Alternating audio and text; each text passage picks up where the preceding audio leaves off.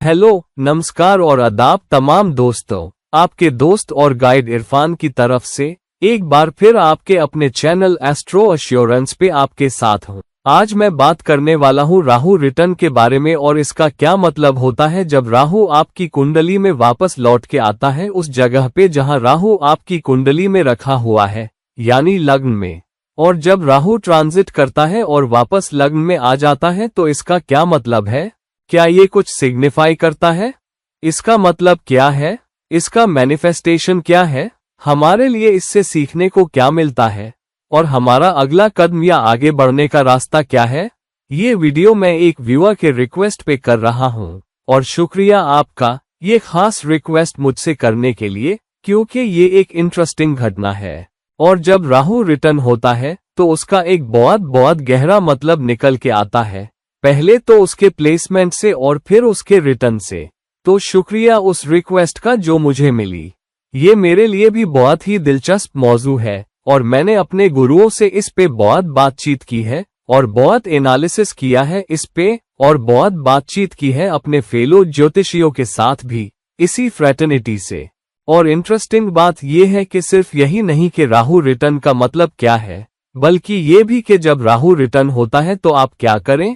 तो सबसे पहले राहु रिटर्न को अच्छे से समझने के लिए आपको राहु के प्लेसमेंट को अच्छे से समझना होगा कुंडली में। मैं पहले ही एक वीडियो कर चुका हूं इस पे कि आपकी कुंडली में राहु के प्लेसमेंट का मतलब क्या है और उसका मैनिफेस्टेशन और चैलेंजेस क्या है। तो प्लीज उस वीडियो को देख लीजिए अपनी याददाश्त ताज़ा करने के लिए, ताकि आप दोनों वीडियो को पूरा देख सकें, टुकड़ों में नहीं। तो राहु के प्लेसमेंट को अच्छे से समझिए अपनी कुंडली में। इसका मतलब क्या है, ये कैसे मैनिफेस्ट होता है और क्या चुनौतियां और मौके ज्यादा हैं जो राहु का प्लेसमेंट आपको जिंदगी में देता है। एक बात जो मैंने उस वीडियो में कही थी वो ये कि राहु और केतु का प्लेसमेंट बहुत ही कर्मिक प्लेसमेंट है, क्योंकि जहां पे भी ये रखे हो उसी तरह के साइन पे ये अपना असर डालते हैं। मतलब ये कि अगर राहु धर्म भाव में रखा है तो राहु अपने 5वें और 9वें असर से किसी और धर्म भाव पे असर डालेगा। अगर ये पहले घर में रखा है जो कि धर्म भाव है फर्ज का, तो ये अपने 5वें असर से 5वें घर पे असर डाल रहा है जो कि एक और धर्म भाव है, और ये अपने 9वें असर से 9वें घर पे असर डाल रहा है जो कि एक और धर्म भाव है, और ये एक जैसे साइन पे असर डालता है। अगर ये पृथ्वी राशि में रखा है तो पृथ्वी राशि पे असर डाल रहा है, अगर ये अग्नि राशि में रखा है तो अग्नि राशि पे असर डाल रहा है। तो राहु के प्लेसमेंट को देखना चाहिए एक मिक्स के तौर पे कि ये किस तरह की राशि में रखा है और किस तरह के घर में रखा है। तो अगर राहु पहले घर में रखा है तो ये धर्म के बारे में है, लेकिन अगर ये रखा है फर्ज कीजिए कर्क राशि में, तो ये एक जल राशि है और ये पहले घर से कर्क राशि में बैठ के असर डालेगा। ये वृश्चिक पे असर डालेगा और ये मीन पे असर डालेगा जो कि जल राशियां ही है। तो आपको राहु के प्लेसमेंट का गहरा मतलब देखना होगा। पहले तो ये कि ये धर्म, अर्थ, काम या मोक्ष भाव में रखा है क्या। पहले ये देखो कि किस तरह का घर है और फिर ये देखो कि किस तरह की राशि में रखा है, चाहे वो पृथ्वी राशि हो, अग्नि राशि हो, वायु राशि हो या जल राशि। और उससे आपको ये मालूम करना है कि आपकी कुंडली में राहु के प्लेसमेंट का मतलब क्या है। अब बहुत ही बुनियादी स्तर पे, जैसा मैंने कहा, राहु और केतु बहुत ही कर्मिक ग्रह है। केतु है त्यागने के बारे में, छोड़ने के बारे में, और उसके जरिए से अपने कर्मों को खत्म करना और कर्मों का कर्ज कम करना और अपनी रूह को हल्का करना, ताकि आपकी रूह ऊपर उठ सके और आगे बढ़ सके। शनि एक कर्मिक बराबरी करने वाला है, तो शनि कहता है कि अच्छा है कर्मों का कर्ज घटाना, लेकिन बराबरी भी करनी होगी। तो जहां पे भी आपके कर्मों के कर्ज में कमी है, जहां पे आपने किसी को कुछ नहीं दिया या किसी के साथ धोखा किया या अपने पिछले जन्मों या इस जन्म में अपने कर्मों के मुताबिक काफी नहीं किया, तो उसकी बराबरी करनी होगी। तो अगर आप माइनस में ज्यादा है तो आपको इतना करना होगा कि उसे 0 पे ले आएं और फिर आगे बढ़ें। राहु दूसरों की जिंदगी को बेहतर बनाने के बारे में है, राहु पाने के बारे में है। राहु लालच का ग्रह है। राहु आपको इसलिए दिया गया है ताकि आप लालच करें और हासिल करें, और इसलिए राहु बहुत ही तेज ऊर्जा है। ये न्यूक्लियर एनर्जी की तरह है, न्यूक्लियर विस्तार की तरह। तो राहु को ये तेज लालच इसलिए दिया गया है ताकि आप उस लालच का इस्तेमाल हासिल करने के लिए करें। लेकिन हासिल करने का लालच अच्छे कर्मों के लिए है। आपकी कुंडली में जहां पे राहु रखा है वहां पे आपको अपने कर्म करने हैं। आपके ज्यादातर कर्म उसी घर के बारे में होने चाहिए जिस राशि में रखा है और जहां पे इसका असर पड़ रहा है। और इसलिए आपको लालच दिया जा रहा है, भूख दी जा रही है। अगर आपको वो भूख न दी जाए, अगर आपको हासिल करने का लालच न दिया जाए तो जिंदगी का क्या मतलब? अगर हासिल करना ही ना हो। लेकिन क्योंकि राहु धोखे का ग्रह है, राहु चाहता है कि आप माया की तरफ बढ़ें, जो कुछ झूठ मूठ का है, इंद्रियों के सुखों की तरफ, और आपको वहीं पे रोके रखे। जबकि जहां पे राहु आपकी कुंडली में रखा है वो अच्छे कर्म हासिल करने के बारे में है, उस हिस्से में दूसरों की जिंदगी बेहतर बनाने के बारे में है और उन अच्छे कर्मों का इस्तेमाल करना, अपने प्रारब्ध कर्म को सुधारना और फिर उन अच्छे कर्मों का इस्तेमाल करके अपनी रूह को ऊपर उठाना, खुद को कर्मिक स्तर पे ऊपर उठाना। लेकिन राहु को ये माया की जिंदगी बहुत पसंद है और ये सब झूठ मूठ के इंद्रिय सुख। अगर आप अच्छे कर्म हासिल कर पाते हैं और अगर आप अपनी रूह को ऊपर उठा पाते हैं तो फिर कर्मिक स्तर पे हासिल करने को कम और कम बचता है और फिर आप मोक्ष की तरफ बढ़ रहे होते हैं। लेकिन राहु इस दुनिया को छोड़ना नहीं चाहता, इस माया नगरी को। राहु इसी दुनिया में रहना चाहता है। राहु को तमाम चमक दमक वाली चीजें पसंद है, भौतिक चीजें, खाना, शराब, औरतें, तमाम इंद्रिय सुख। राहु को ये सब पसंद है। राहु चाहता है कि आपको यहीं पे रोके रखे। राहु यहीं रहना चाहता है। और क्योंकि राहु को ये सब करना पसंद है, राहु आपके बिना कुछ भी नहीं है। राहु आप पे सवार है। तो राहु चाहता है कि आप इसी दुनिया में रहें और जन्म मरण के इसी चक्र में लगे रहें, ताकि इसकी ये कभी न मरने वाली भूख, कभी न मरने वाला लालच, जो इसे तमाम इंद्रिय सुखों के लिए है, वो बरकरार रहे। ये उसे करता ही रहे, लगा ही रहे। जबकि राहु का असली मतलब है उस घर के तमाम अच्छे कर्म हासिल करना और आध्यात्मिक रूप से ऊपर उठना और दूसरों की जिंदगी को बेहतर बनाना। तो आपकी कुंडली में राहु के प्लेसमेंट का गहरा मतलब ये है कि उस घर के तमाम अच्छे कर्म हासिल करो, क्योंकि केतु का प्लेसमेंट वो है जहां तुम्हें त्यागना है। तुम वहां कर चुके हो, वहां जा चुके हो, वो कर चुके हो और वहां का मजा ले चुके हो, तो अब तुम्हें दूसरों के लिए करना है। तुमने वहां कामयाबी का झंडा गाड़ दिया है और अब आगे बढ़ने की जरूरत है। जबकि राहु का प्लेसमेंट इस बारे में है कि तुम्हारे पास हासिल करने का मौका है। ये एक मौका है उस खास घर के, उस राशि के, और जहां राहु का असर पड़ रहा है वहां के तमाम अच्छे कर्म इकट्ठे करने का और उन तमाम कर्मों का इस्तेमाल खुद को ऊपर उठाने के लिए करना। और दूसरा है दूसरों की जिंदगी को बेहतर बनाना, उस घर के मामले में जहां राहु रखा है और उस राशि के मामले में जिसमें ये रखा है। तो राहु कुछ अपने लिए हासिल करने के बारे में है, बिल्कुल। अच्छी जिंदगी का मजा लो, कोई मसला नहीं। आपको अच्छी गाड़ी पसंद है? प्लीज अच्छी गाड़ी खरीदो। आपको अच्छा खाना पसंद है? अच्छे खाने के पीछे भागो। आपको बढ़िया खाना पसंद है? आप खाने के शौकीन हो? अच्छा खाना खाओ, कोई मसला नहीं। लेकिन लालच मत करो, उसके लिए हिर्ज मत रखो। उस लालच के पीछे मत भागो कि बस उसी में लगे रहो। जैसे कोई जुआरी है या नशेड़ी है और आप उसके इतने आदी हो गए हो कि आप उसे छोड़ ही नहीं पाते। राहु जिंदगी के इंद्रिय सुखों की लत के बारे में है और उसे छोड़ न पाने के बारे में है।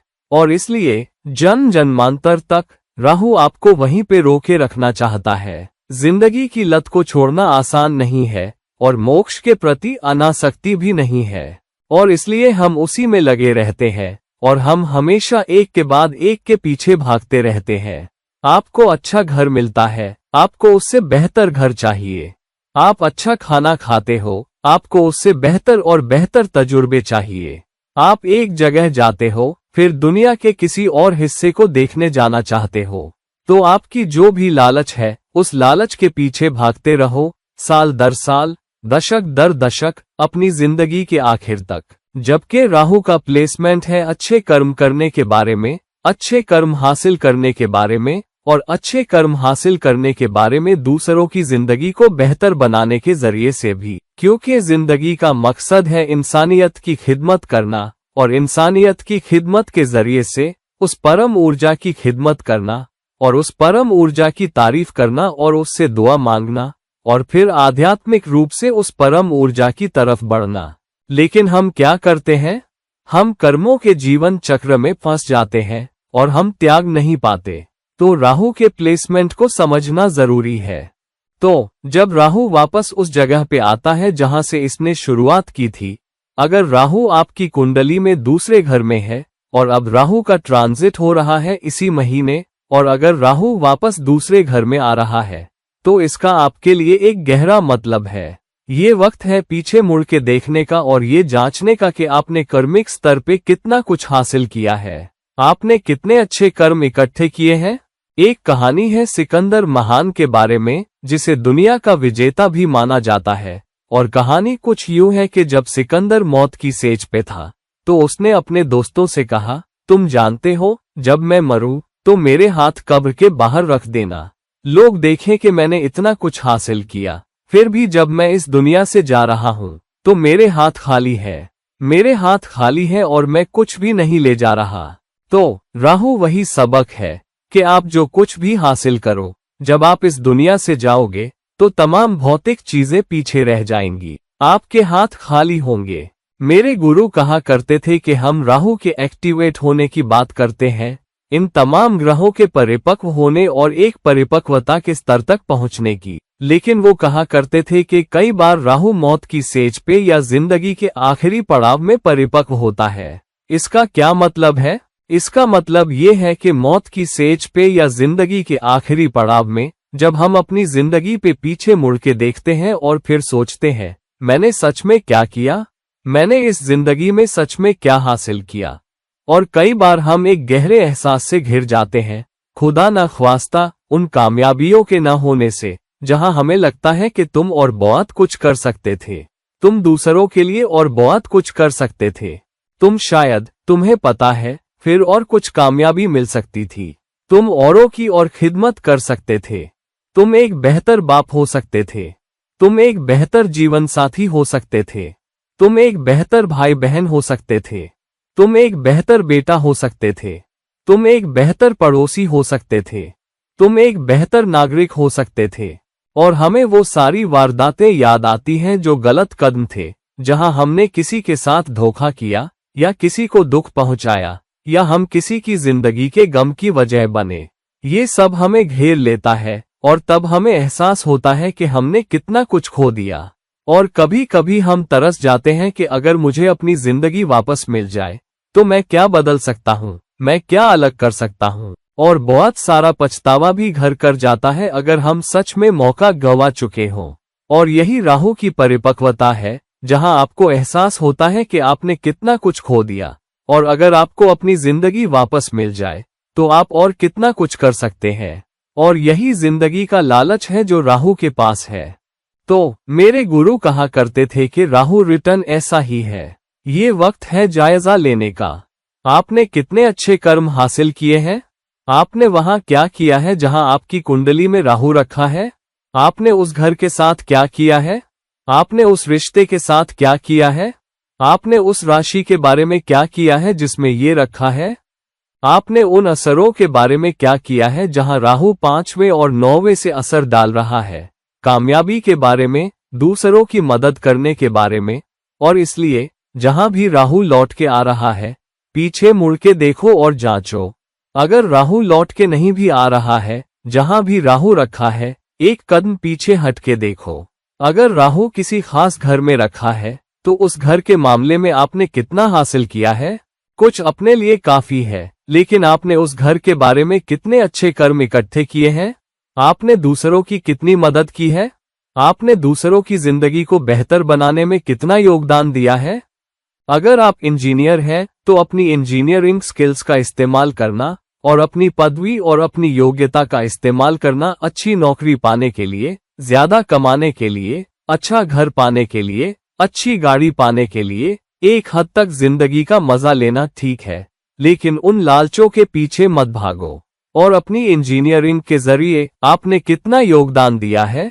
जब आप किसी कंपनी में काम कर रहे हो तो पूछो, मेरी कंपनी क्या कर रही है? ये दूसरे लोगों की जिंदगी में कितना मूल्य जोड़ रही है? मेरा उस सिद्धांत से कितना जुड़ाव है जिसे कंपनी अपनी रणनीति, अपने उद्देश्यों, अपने मिशन और विशन के जरिए सच मानती है? और मैं उसके लिए कितना काम कर रहा हूं? या मैं एक अच्छी नौकरी, एक अच्छी पदवी, अच्छे पैसे के लिए बदल रहा हूं? और क्योंकि ये कंपनी मुझे वो देती है, इसलिए मैं इस कंपनी से जुड़ा हूं। और मेरा कंपनी के मूल्यों, उसके मिशन और विशन से बहुत कम जुड़ाव है। और अगर मुझे किसी दूसरे क्षेत्र में, दूसरे उद्योग में नौकरी मिल जाए, जब तक मुझे अच्छी नौकरी मिले, अच्छी पदवी मिले, अच्छे पैसे मिले, मैं बदल जाऊंगा।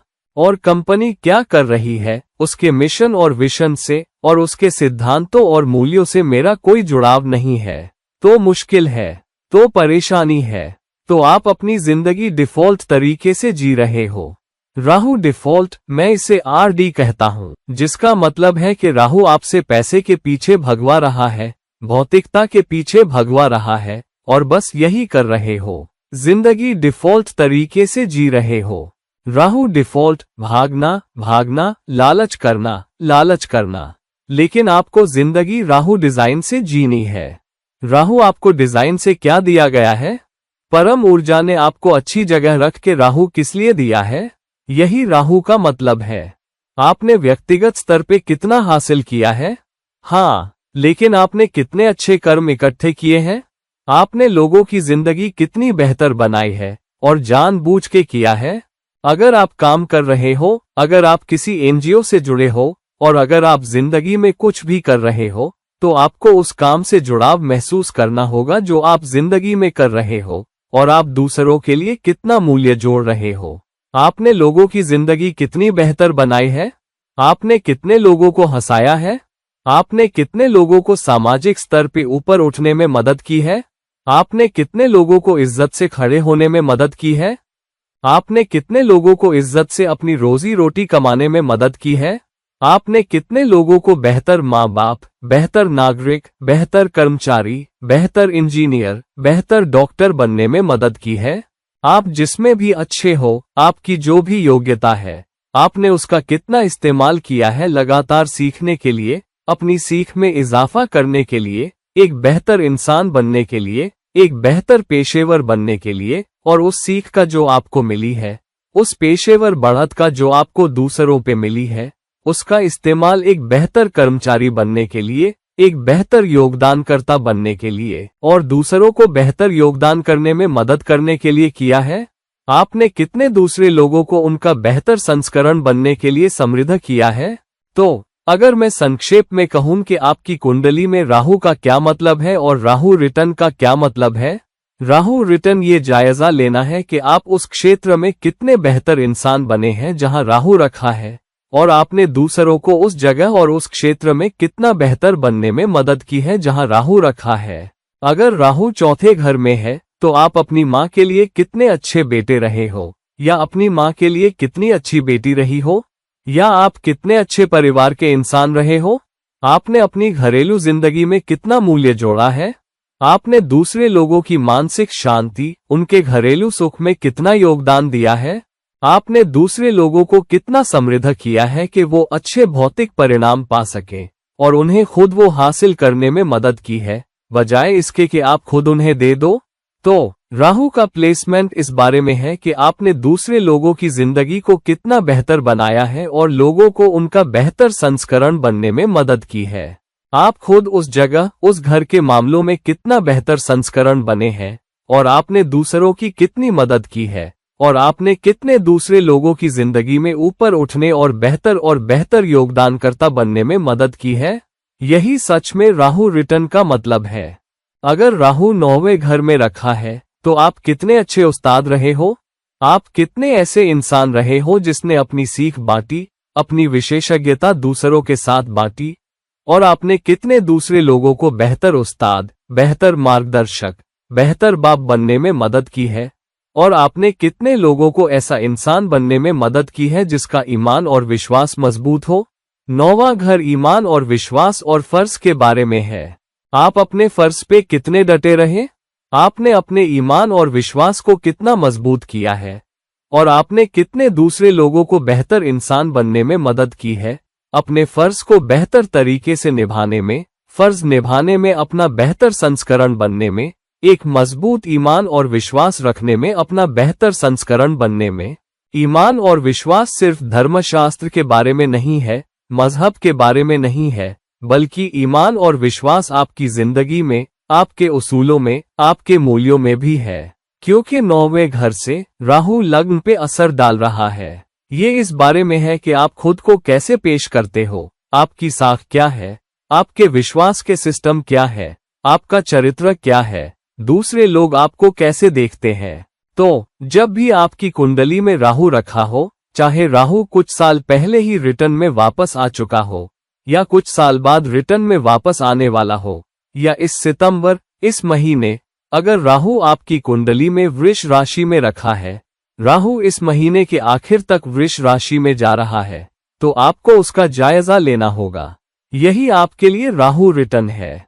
फिर आपको ये जायजा लेना होगा कि आपने अपनी जिंदगी में उस चक्र में अब तक क्या हासिल किया है। राहु एक बार एक घर से चलता है और लगभग 18 साल में वापस उसी घर में आता है, और इसलिए मोटे तौर पर हम 4 राहु रिटर्न का सामना करते हैं, अगर ज्यादा नहीं तो, क्योंकि कम से कम 4 राहु रिटर्न हम में से ज्यादातर को मिलने का मौका मिलता है अगर हम जिंदगी जीते हैं। बहुत कम लोग 85 से ज्यादा जीते हैं, लेकिन हम में से ज्यादातर उस समय के आसपास जिंदगी जीते हैं। तो आम तौर पर हम अपनी जिंदगी में 4 राहु रिटर्न का सामना करते हैं, और जिंदगी में 4 तरह के घर होते हैं: धर्म, अर्थ, काम और मोक्ष। हर रिटर्न आपको बताता है कि आपने जिंदगी में उस दायरे में कितना हासिल किया है और क्या आपने उस दायरे में काफी हासिल किया है। अब चुनौती ये है कि हम शायद ही कभी एक ही राशि में काफी हासिल कर पाते हैं। मिसाल के तौर पे, अगर राहु धर्म भाव में रखा है, तो पहला चक्र इस बारे में है कि आपने अपना फर्ज निभाने में कितना हासिल किया है। आप कितने ऐसे इंसान रहे हो जिसने अपना फर्ज बेहतर तरीके से निभाया। दूसरा राहु धर्म पे और सुधार करने के बारे में है, लेकिन साथ ही अर्थ भाव को जोड़ने के बारे में भी है। आपने दूसरे लोगों की जिंदगी को कितना बेहतर बनाया है या उन्हें समृद्ध किया है ताकि वो बेहतर कमा सके, समाज में बेहतर योगदानकर्ता बन सके, और उनके योगदान के जरिए बेहतर तकनीक, बेहतर उपकरण, बेहतर सीख, बेहतर उस्ताद वगैरह के जरिए एक बेहतर दुनिया बना सकें। लेकिन हम शायद ही कभी धर्म के एक हिस्से के गुणों को हासिल कर पाते हैं। बाकी के 3 को हम कितना हासिल कर सकते हैं? और इसलिए पूरी जिंदगी धर्म के पीछे भागने में निकल जाती है अगर राहु धर्म भाव में रखा है, और कभी भी फर्ज को अच्छे से नहीं निभा पाते। और इसलिए जिंदगी के ये चक्र चलते ही जाते हैं क्योंकि हमने काफी नहीं किया है। अगर हम सच में पहले राहु रिटर्न में उस जगह के बारे में हासिल कर पाते हैं जहां राहु रखा है, अगर ये धर्म भाव है और अगर आपने काफी कर लिया है, तो दूसरा राहु धर्म और अर्थ के बारे में है। तीसरा राहु रिटर्न धर्म, अर्थ और काम के बारे में है, और चौथा रिटर्न वो है जहां आप मोक्ष का भी वादा करते हो, क्योंकि चौथा गुण या कुंडली में चौथा घर या कुंडली में चौथा हिस्सा मोक्ष के बारे में है। लेकिन हम शायद ही एक को खत्म कर पाते हैं, दूसरे तीसरे तक जाना तो दूर, या मोक्ष हासिल करना तो दूर, और इसीलिए हम जन्म मरण के चक्र को छोड़ नहीं पाते। तो दोस्तों, देखो कि आपकी कुंडली में राहु कहाँ रखा है। पीछे मुड़ के देखो और जायजा लो कि आपने उस प्लेसमेंट के मामलों में कितने अच्छे कर्म इकट्ठे किए हैं, बजाय लालच के पीछे भागने के, भौतिकता के पीछे भागने के, इंद्रिय सुखों के पीछे भागने के। आप कितने अच्छे नागरिक रहे हो? आप कितने अच्छे रिश्ते में रहे हो? आप कितने अच्छे योगदानकर्ता रहे हो? आप कितने अच्छे कर्मचारी रहे हो? आप कितने अच्छे इंसान रहे हो? आप कितने नैतिक और मूल्यवान सिद्धांतों को लेके चले हो? आप कितने उसूलों वाली जिंदगी जिए हो? आपने कितना योगदान दिया है? आपने कितना कुछ दिया है? और आपने दूसरे लोगों की जिंदगी को कितना बेहतर बनाया है? इन सब का जायजा लो और फिर वापस जांचो और फिर उनमें से कुछ चीजों को सुधारो जो तुमने अब तक नहीं की है। ये तुम्हारे लिए सीखने की अवधि है। रिटर्न तुम्हें बता रहा है, जायजा लो, सीखो और फिर अब उन चीजों के बारे में कुछ करो जो तुमने पहले नहीं की, और जितने हो सके उतने अच्छे कर्म इकट्ठे करो, क्योंकि राहु का प्लेसमेंट अच्छे कर्म जोड़ने और दूसरे लोगों की जिंदगी को बेहतर बनाने के बारे में है। और कम से कम अब सीख लो, क्योंकि देर आए दुरुस्त आए। दोस्तों, इस वीडियो को लाइक कीजिए, प्लीज इस वीडियो को शेयर कीजिए, और अगर आप मुझसे व्यक्तिगत सलाह लेना चाहते हैं तो प्लीज मुझसे संपर्क कीजिए। लिंक्स नीचे दी गई है। और किसी और वक्त किसी और वीडियो के साथ ये हैं आपके दोस्त और गाइड इरफान, आपसे इजाजत लेता हूँ। नमस्कार।